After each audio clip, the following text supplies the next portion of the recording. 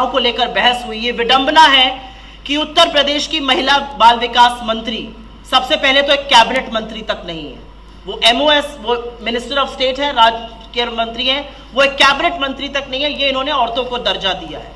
आपकी जो बात है वो वहां पे सर्वविदित है, उनके परिवार के जो भी आपसी मामला है मैं उस पर नहीं बोलना चाहूंगी, लेकिन ये सर्वविदित है कि उनके पति भी टिकट मांग रहे हैं और वो भी टिकट मांग रही है। और अगर ऐसा कोई वीडियो वायरल हुआ है या ऑडियो वायरल हुआ है तो मुझे लगता है बेटी बचाओ बेटी पढ़ाओ, जिसका 80% फंड पे खर्चा होता है और प्रधानमंत्री पढ़ाओ को पटाओ कहकर निकल जाते हैं और उसका संशोधन भी नहीं करते हैं, मुझे लगता है ये उसी असलियत का एक नतीजा है। मैं उनके पारिवारिक मुद्दे पर नहीं बोलना चाहती हूँ, लेकिन ये कहीं पर आपको दिखाता है कि एक चुनी हुई विधायक, एक चुनी हुई मंत्री जो मंत्रालय में रहकर अगर वो ऐसी बात कह रही हैं तो उत्तर प्रदेश में औरतों की क्या स्थिति है और हमारे लड़की हूं लड़ सकती हूं अभियान की क्यों जरूरत है, ये अपने आप में उजागर करता है। मुझे लगता है और मुझे थोड़ा गुस्सा आता है जब लोग लड़की हूं लड़ सकती हूं को ड्रामा कहते हैं, इसलिए गुस्सा आता है क्योंकि ये सिर्फ एक राजनीतिक मुद्दा नहीं है, ये उत्तर प्रदेश की आधी आबादी की आवाज है, ये महिलाओं का मुद्दा है। ये उन महिलाओं का मुद्दा है जो हाथरस, उन्नाव,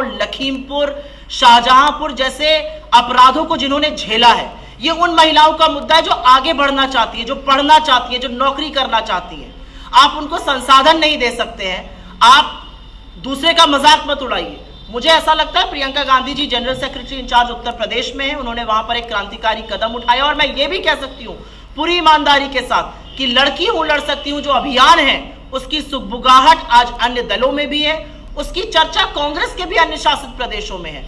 लेकिन जैसा कि राहुल जी ने पहले कहा है, हम लोगों की आदत ये नहीं है कि एक जगह करें तो दूसरी जगह को थोपा जाए। ये एक ऐसा निर्णय है जो समय आने पर सबको करना पड़ेगा।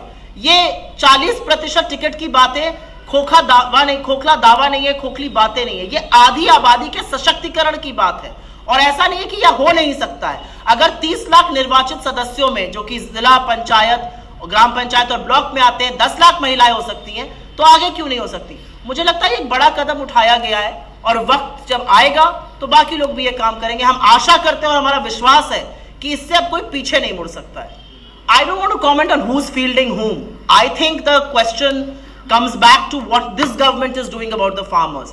You leveled charges against the farmers when a constitutional authority allegedly went to the Prime Minister, and he's on record to say, when I went to the Prime Minister and said 500 farmers are dead, the Prime Minister turned around and said, they haven't died for me. So what is this government doing about farmers? An average income of 20 by inflating the cost of pesticides or fertilizer. Why are farmers dying while queuing up for fertilisers in Lalitpur? मुझे ऐसा लगता है कि भाजपा इस तरह की चीजें करती है, ना हमारा चाल ऐसी है, ना हमारा चरित्र ऐसा है। इंडिविजुअल प्रत्याशियों को उनका आकलन करके टिकट दिया जाता है। जिनका आप जिक्र कर रहे हैं वो शायद सुविधाजनक और मौका परस्त राजनीति का सबसे बड़ा प्रमाण है। और भविष्य का निर्माण इस देश के युवाओं के साथ, महिलाओं के साथ, इस देश की अस्मिता के साथ करना पड़ेगा। जिस तरह की बातें हो रही हैं वो इतिहास के साथ खिलवाड़ करने के तरीके हैं और ये वही लोग करते हैं जो इतिहास बनते वक्त मुखबिरी और माफीनामा लिखते थे। ये विडंबना है और मैं कुछ दिनों पहले उनके साथ एक पैनल पर थी और हमारी महिलाओं को लेकर पार नहीं करना चाहिए। महंगाई जनता के लिए बढ़ रही है, गरीब और गरीब होता जा रहा है, अमीर और अमीर होता जा रहा है, अमीर के पास और संसाधन है और ये जो एक खाई अमीरों और गरीबों के बीच में बढ़ती जा रही है, इसका जवाब सिर्फ चुनी हुई सरकार दे सकती है और कदम उठा सकती है। लेकिन कदम ये तब उठाएंगे जब ये निवारण करेंगे। एक बात कहूंगी इस मंच से और पूरी जिम्मेदारी के साथ कहूंगी क्योंकि उत्तर प्रदेश से आती हूं, उत्तर प्रदेश का चुनाव जिन्ना बनाम गोडसे नहीं है। उत्तर प्रदेश का चुनाव बेरोजगारी, भुखमरी, महंगाई, महिला अस्मिता बनाम ये सारे मुद्दे हैं और उत्तर प्रदेश की जनता ये तय करेगी कि एक्चुअल मुद्दा क्या है। सच तो ये है कि जिस बयान का आप जिक्र कर रही है, ना मैंने वो बयान सुना है, ना मैंने वो बयान पढ़ा है, लेकिन ये सच है कि आज हमारी सरहद पर अगर पाकिस्तान, चीन और चीन के इशारों पे नाचता अफगानिस्तान हमारा दुश्मन है, तो हमारे देश के अंदर बेरोजगारी, भुखमरी, ये जो खाई अमीरों और गरीबों के बीच में बढ़ रही है, ये जो महंगाई है और जिस तरह का लोकतंत्र को पर प्रहार किया जा रहा है, ये हमारे देश के अंदर भी बहुत बड़े मुद्दे और बहुत बड़े हमारे देश के दुश्मन है। तो मुझे ऐसा लगता है कि इस तरह की बातें कर ध्यान भटकाने के बजाय ये गांधी का देश है, ये गांधी की अस्मिता से चलने वाला देश है और इस देश में जनता की बात करनी ही पड़ेगी। जनता की थाली में अगर 2 रोटी कम हो रही है तो आपको उसके बारे में बात करनी पड़ेगी। अगर 20% आबादी की आय आधी हो रही है तो आपको उसकी बात करनी पड़ेगी। ये भटकाने वाले मुद्दे हैं। और एक्चुअली मैं अगर कहना चाहूं तो जॉर्ज फर्नांडिस ने एज डिफेंस मिनिस्टर भाजपा की एनडीए सरकार में कुछ ऐसी ही बात बोली थी।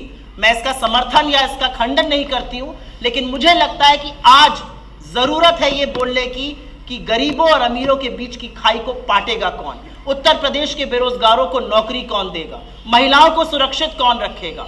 क्या जब उत्तर प्रदेश के बेरोजगार प्रदर्शन करेंगे तो उन पर लाठियां बरसाई जाएंगी या उनसे संवाद किया जाएगा? आज मुद्दा यह है उत्तर प्रदेश का। तो अगर आपको पसंद आया हो तो इसे लाइक करें, कमेंट करें, शेयर करें और हाँ, हमारे चैनल को सब्सक्राइब करना ना भूलें ताकि देश विदेश से जुड़ी खबरें आप मिस ना करें, क्योंकि कोरोना काल में 2 गज दूरी, मास्क है जरूरी।